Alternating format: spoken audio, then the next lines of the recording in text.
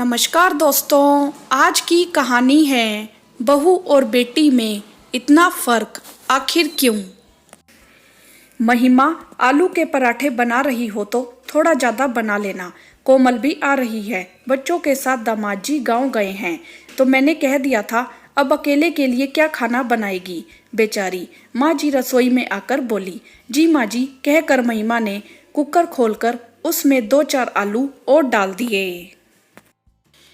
अब तो कोमल दोपहर का क्या रात का खाना भी खाकर जाएगी और जब तक दामाद जी गांव से वापस नहीं आते तब तक रोज का यही प्रोग्राम रहेगा।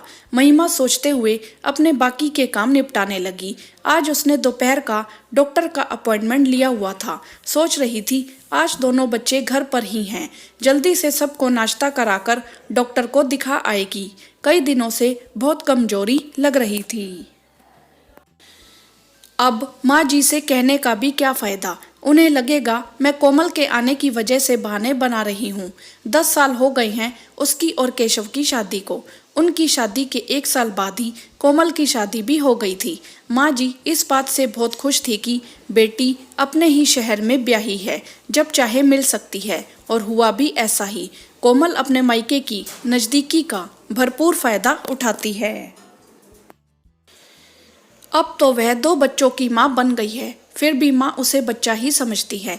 आए दिन जब भी उसका खाना बनाने का मन नहीं करता या दामाद जी कहीं बाहर जाते हैं, कोमल बच्चों को लेकर यहाँ आ जाती है।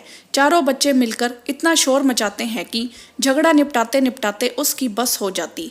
उसकी आधी बीमारियों की वजह यही है, पर क्या करे, अब तो उसे इसकी आदत पड़ गई थी। खैर 4-5 दिन बाद दामाद जी अपनी माँ को गांव से लेकर वापस आए तो उसे कुछ आराम मिला। इस बात को कुछ ही दिन हुए थे, सभी लोग खाना खा रहे थे। तभी माँ जी बोली, बहुत दिन हो गए कोमल नहीं आई है, उसकी सास भी आई हुई है। मैं सोच रही हूँ एक दिन उन सभी को खाने पर बुला लें। जैसा आप ठीक समझे माँ, इस संडे को ही बुला लेते हैं। आप महिमा को बता देना क्या क्या बनाना है, वह बना देगी। केशव माँ की हाँ में हाँ मिलाते हुए बोले। महिमा ने सोचा यह संडे तो पूरा नंद जी के नाम हो गया, दोपहर क्या रात तक की तैयारी करनी पड़ेगी। माँ जी ने अपनी लिस्ट बतानी शुरू की। पनीर की सब्जी बना लेना, छोले, पुलाव, रायता, सलाद, 2 सूखी सब्जियां भी होनी चाहिए।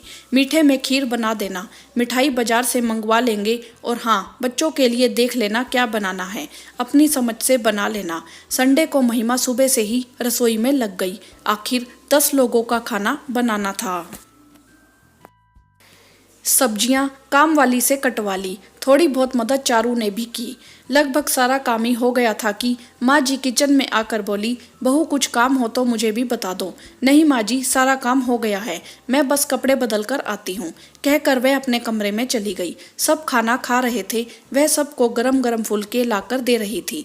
भाभी आपके हाथों में तो जादू है, आपके बनाए कढ़ाई पनीर का तो जवाब ही नहीं, आप जैसी खीर तो कोई बना ही नहीं सकता, नंदोई जी बोले।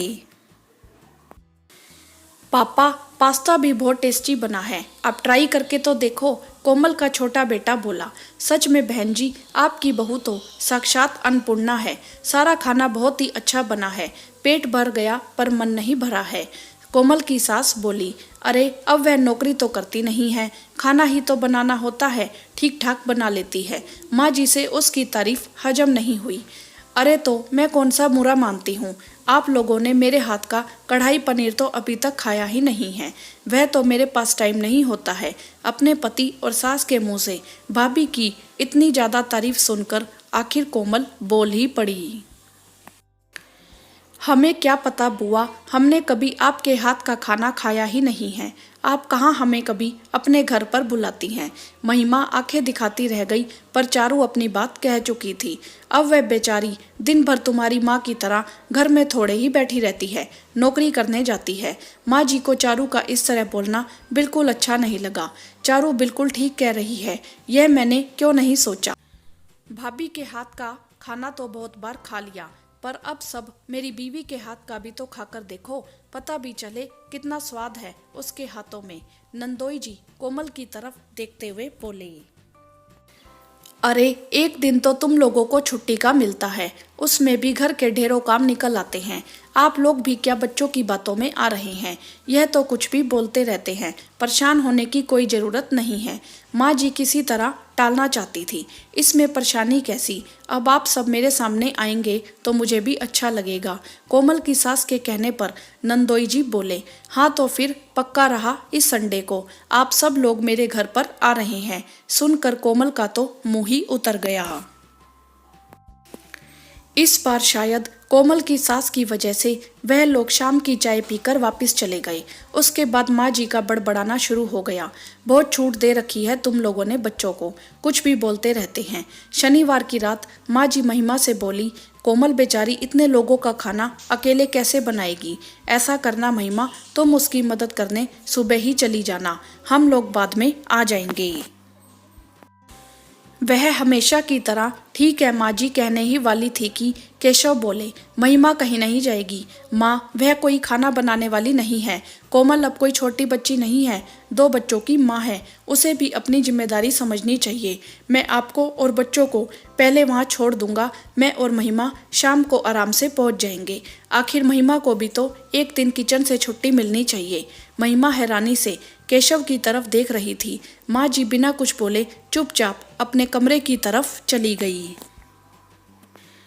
आपकी इस विषय में क्या राय है? आप हमें कमेंट करके जरूर बताएं। वीडियो को लाइक करें, शेयर करें और चैनल को सब्सक्राइब भी करें। धन्यवाद।